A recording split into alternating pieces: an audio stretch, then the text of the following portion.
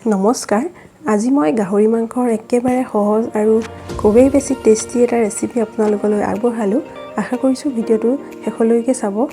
তাৰ কাৰণে মই লৈছোঁ গাহৰি আধা কেজি লৈছোঁ এইখিনি মই প্ৰথমে ভালদৰে ধুই চাফা কৰি ল'লোঁ আৰু এতিয়া মই এইখিনি এটা কুকাৰত ভৰাই বইল কৰি ল'ম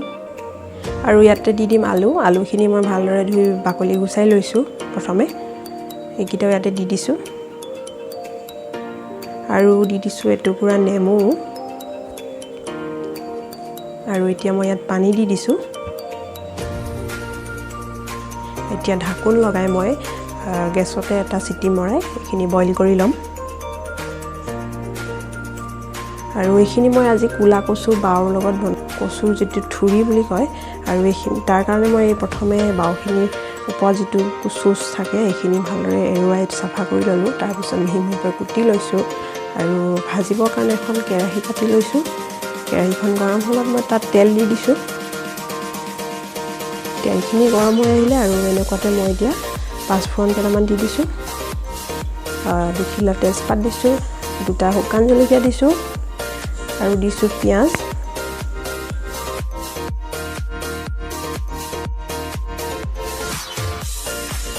আৰু দিছোঁ অকণমান আদা নহৰু বটা এইখিনি মই এতিয়া অকণমান ৰঙচুৱা হোৱালৈকে ভাজি ল'ম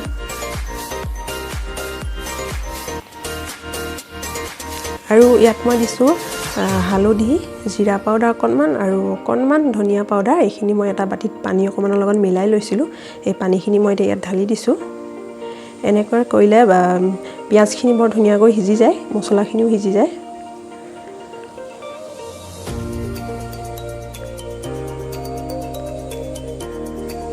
এইখিনি এতিয়া মই তেল এৰুৱালৈকে ভালদৰে লৰাই থাকিম এইয়া অলপ অলপ তেল ওলাই পৰিছে আৰু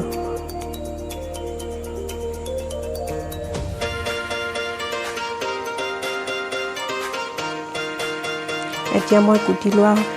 কচু বাওখিনি ভাজি ল'ম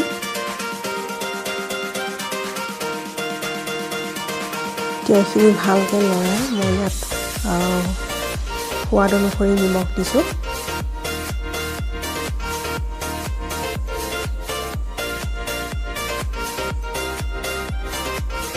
এতিয়া এইখিনি মই ভালকৈ সিজাই ল'ম গলি যোৱালৈকে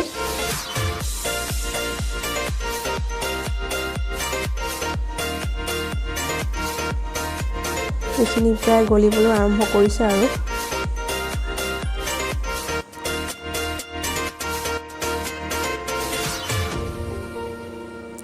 এতিয়া এইখিনি গলি তেল এৰিবলৈ আৰম্ভ কৰিছে তেনেকুৱাতে মই এতিয়া বইল কৰি থোৱা গাহৰি আৰু আলুখিনি মই ইয়াতে দি দিম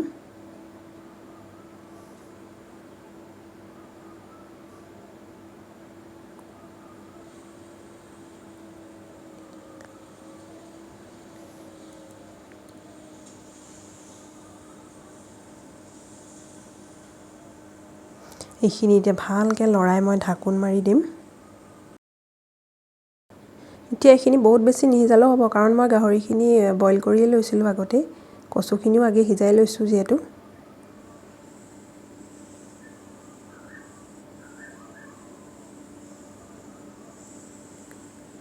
জাষ্ট ইয়াৰ পৰা তেলখিনি ওলাবলৈ আৰম্ভ কৰাৰ সময়তে নমাই দিলেই হৈ যাব আৰু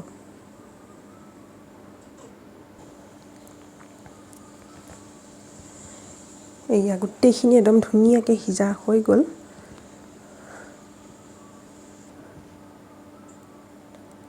আৰু মই ইয়াতে এতিয়া দি দিম 2 চামুচ জালুকৰ গুড়ি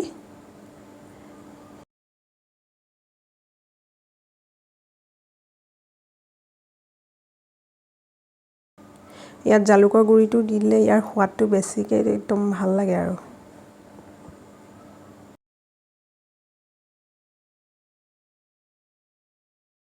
এতিয়া এইখিনি ভালদৰে লৰাই ঢাকোন দি নমাই দিম এতিয়া